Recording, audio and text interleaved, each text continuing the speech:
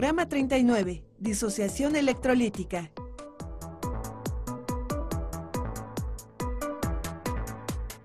En este programa conoceremos la explicación de Arrhenius sobre por qué algunas disoluciones conducen la corriente eléctrica.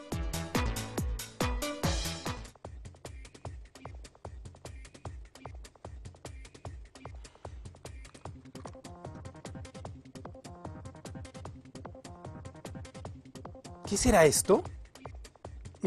¿Qué será esta sustancia que salió de las pilas? Lo mejor será no tocarla. ¿Todas las pilas contienen sustancias como estas? Me pregunto si las pilas siempre han sido de la misma forma.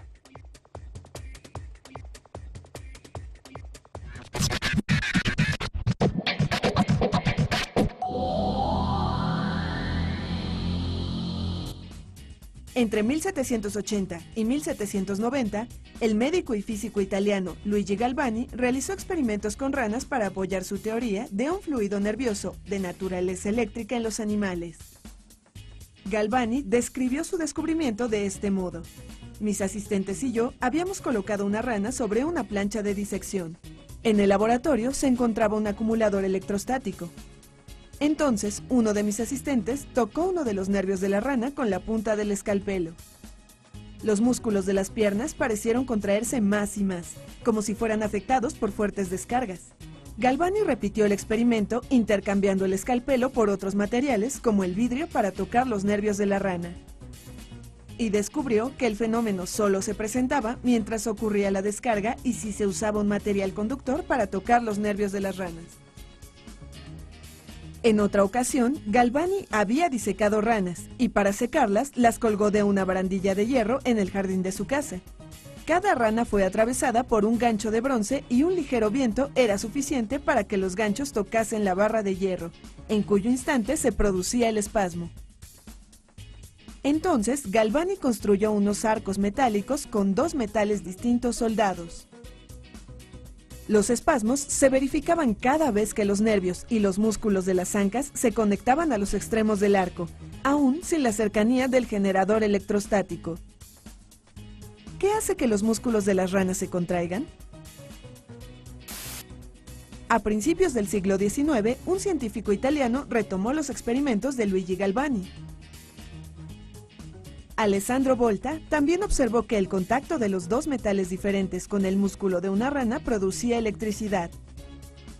Volta comprobó también el paso de la corriente eléctrica en ancas de ranas. Pero además decidió probar la conducción de electricidad en disoluciones de sal y de ácidos. Para ello, utilizó recipientes con una disolución salina conectados a través de arcos de metales distintos. Conectando varios de esos recipientes, advirtió que se generaba una corriente eléctrica, consiguiendo así la primera pila de la historia. Más adelante, empezó a utilizar pequeños discos redondos de cobre y zinc y otros de tela o cartón mojados en agua ligeramente ácida, lo que le permitía eliminar las complicaciones de trabajar con recipientes de cristal y disoluciones que podían derramarse. Con base en esto, inventó una serie de artefactos capaces de producir un flujo eléctrico, como el producido en el experimento con los arcos de metales diferentes en las ranas.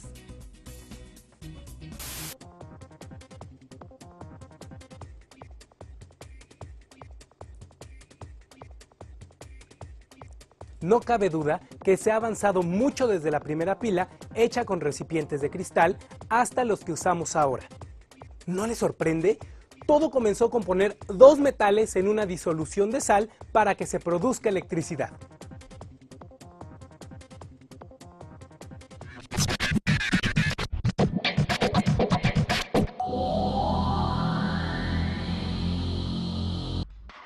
Veamos lo siguiente. En el primer vaso tenemos una barra de zinc en contacto con una disolución que contiene iones de zinc. En el segundo, una disolución de un compuesto de cobre y una barra de cobre. Cerramos el circuito por medio de un puente con una disolución de sal y ¡listo! Se genera electricidad. Algunas combinaciones de metales sumergidas en ciertas disoluciones generan electricidad. En cambio, en este otro caso, utilizamos dos placas de zinc y no se genera electricidad. es necesario aplicar la energía para que se genere un flujo eléctrico. ¿A qué se debe esto? Tras nuevos experimentos, Volta observó que la energía generada por una pila dependía de la combinación de metales, y tomando una como referencia, organizó las otras combinaciones de la mayor a la menor energía producida.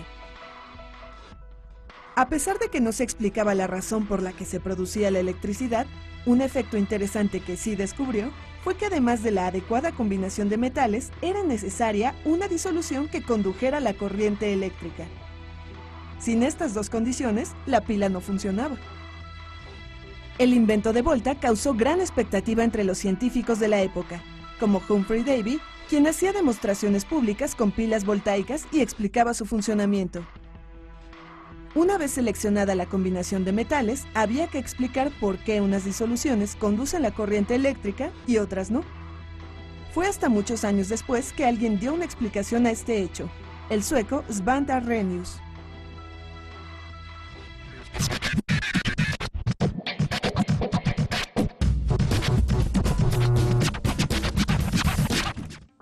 Arrhenius retomó los experimentos de Volta. Para reproducirlos, haremos algunas modificaciones, aprovechando que a diferencia de Arrhenius, contamos con focos para comprobar el paso de la corriente eléctrica. Necesitamos 3 pedazos de cable aislado de 30 centímetros de largo con los extremos descubiertos, una pila de 9 volts, un foco para linterna de 2.5 volts, un rollo de cinta adhesiva de aproximadamente 3 centímetros de ancho, 3 recipientes de vidrio, 750 mililitros de agua destilada, 5 cucharadas de sal, un socket para foco de linterna. Unimos uno de los cables al polo positivo de la pila y otro cable al polo negativo. Fijamos el extremo libre de este cable al borde interior del vaso de precipitado sin tocar el fondo. En el extremo opuesto del vaso fijaremos el otro cable de la misma forma. Unimos los cables a los polos del socket del foco. La forma en la que está armado el dispositivo nos permitirá comprobar si la disolución es o no conductora de la corriente eléctrica. Si la disolución es conductora, el foco debe encenderse. En caso contrario, permanecerá apagado. En agua destilada no se observa la conducción de la corriente eléctrica. La disolución de sal sí permite que encienda el foco, pero es necesaria mayor carga eléctrica, lo que comprueba la conducción de la corriente. Con base en sus observaciones, Arrhenius supuso que lo que permitía el paso de la corriente eléctrica en las pilas era la naturaleza de estas sustancias en disolución. Diferentes disoluciones conducen de manera distinta la corriente eléctrica. ¿Esta bebida podrá conducir la corriente eléctrica? ¿Cómo pasa una corriente eléctrica por una disolución? Para explicar sus observaciones experimentales, Arrhenius postuló la teoría de la disociación electrolítica, que consiste en suponer que algunas sustancias en disolución se separan en iones, y que es justamente la carga de los iones y su movimiento en la disolución lo que permite el flujo de corriente eléctrica de un polo a otro. A estas sustancias se les llama electrolitos. Cuando estas sustancias se disocian parcialmente, se les llama electrolitos débiles. Si se disocian totalmente, se les llama electrolitos fuertes.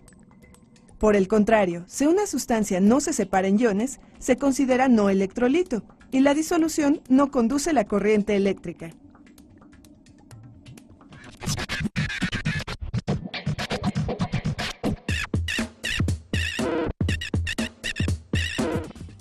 En la actualidad, el electrolito usado para las pilas es una pasta. En las pilas secas, el polo negativo es el recipiente de zinc y el polo positivo una varilla de grafito.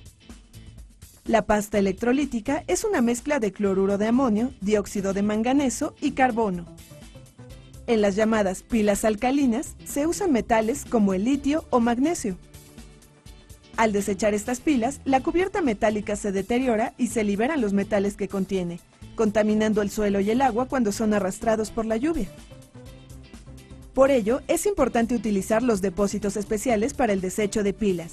Existen programas de reciclaje en coordinación con el gobierno y las empresas.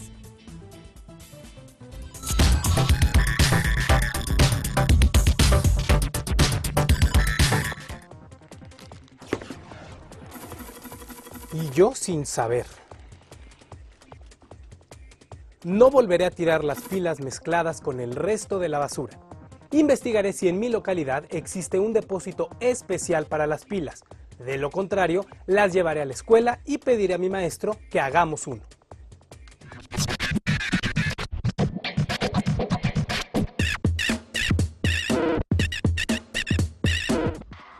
Aunque el agua es mala conductora de la electricidad, en algunos aparatos electrodomésticos existe una leyenda de seguridad que indica que no deben manejarse con las manos mojadas. Esto es debido a que el agua de la llave contiene sustancias disueltas que permiten el paso de la corriente eléctrica. Fluidos corporales como el sudor y la orina también contienen electrolitos. En el cuerpo humano, los electrolitos son fundamentales. Gracias a su presencia, es posible la transmisión de las señales eléctricas enviadas desde nuestro cerebro al resto de nuestro cuerpo. Existen algunas disoluciones electrolíticas que se suministran a personas que han perdido líquidos, ya sea por actividad física extrema o por problemas con la diarrea. El propósito es evitar el riesgo de deshidratación. Pero estas bebidas no deben ser consumidas con mucha frecuencia, ya que el exceso de electrolitos también puede provocar trastornos de salud.